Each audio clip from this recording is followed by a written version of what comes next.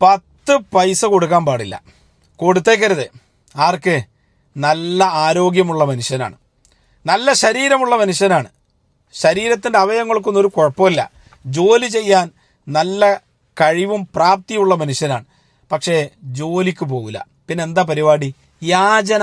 വെള്ളിയാഴ്ച പള്ളികളിൽ വന്ന് യാചിക്കുന്നു, അമ്പലങ്ങളിൽ പോയി ഉത്സവം നടക്കുമ്പോൾ ആൾക്കൂട്ടത്തിൽ പോയി യാചിക്കുന്നു, ആളുകൾ എവിടെ ഒരുമിച്ച് കൂടുന്നുണ്ടോ അവിടെ പോയി യാചിക്കുന്നു. ഇതെല്ലാ സമുദായത്തിലുണ്ട് ഈ യാചകര്.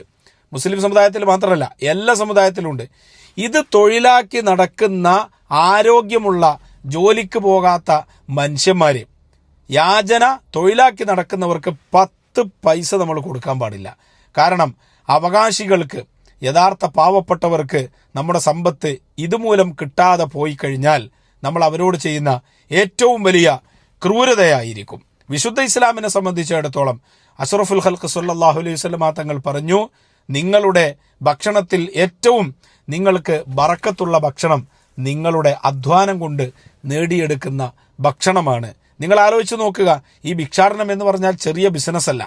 അത് ഓരോ വെള്ളിയാഴ്ചയും പള്ളിയിൽ കയറിയാൽ, അല്ലെങ്കിൽ ആളുകൾ തടിച്ചുകൂടുന്ന സ്ഥലത്ത് പോയിട്ട് തൻ്റെ പ്രശ്നവും പ്രയാസവും പറഞ്ഞുകൊണ്ട് ക്യാഷ് കളക്ട് ചെയ്താൽ ഒരു മാസം നല്ലൊരു എമൗണ്ട് സ്വരൂപിക്കാന്നേ. അതിൻ്റെ തെളിവെന്താ?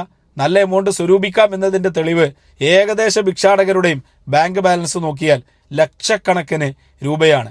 ഇപ്പോൾ കഴിഞ്ഞ വർഷങ്ങളിൽ ഒരു ഭിക്ഷാടകൻ്റെ ഹിസ്റ്ററി പത്രങ്ങളൊക്കെ റിപ്പോർട്ട് ചെയ്തിരുന്നു. ബോംബെയിൽ വലിയ ഫ്ളാറ്റിൽ താമസിക്കുന്നു, കോടികളാണ് അദ്ദേഹത്തിൻ്റെ ബാങ്ക് ബാലൻസ്. ഇങ്ങനെയുള്ളവരെ സമൂഹത്തിൻ്റെ മുമ്പിൽ കൊണ്ടുവരേണ്ടതുണ്ട്.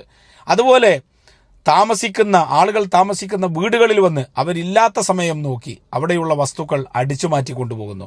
അവരുടെ പേരും ഭിക്ഷാടകർ എന്നാണ്. സമൂഹത്തിൻ്റെ മുമ്പിൽ അവർ ഭിക്ഷാടകരാണ്, യാചകരാണ്. 10 പൈസ കൊടുക്കാൻ പാടില്ല.